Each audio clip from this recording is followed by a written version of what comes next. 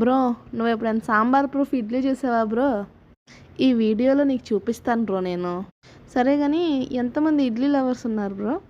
అంటే 365 రోజులు ఇడ్లీ పెట్టినా నేను తింటాను అనే వాళ్ళు అనమాట ఇడ్లీ లవర్స్ అంటే. నేను మాత్రం 365 డేస్లో ఒక్క డే కూడా తినలేను బ్రో, అది మాత్రం నిజం. ఇంతకీ సాంబార్ ప్రూఫ్ ఇడ్లీ అన్నాను ఏంటా అని చూస్తున్నావా? మరి సాంబార్ ప్రూఫ్ ఇడ్లీనే బ్రో.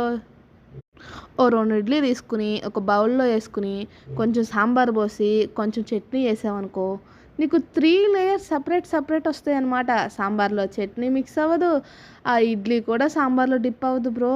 మొత్తం పైన చక్క తేలుతా ఉంటుంది ఇడ్లీ. కావాలితే చూడు ఇప్పుడు నువ్వు. చూసావా బ్రో ఆ ఇడ్లీలో ఆ సాంబారు ఆ చట్నీ ఎట్లా సపరేట్ ఉన్నాయా?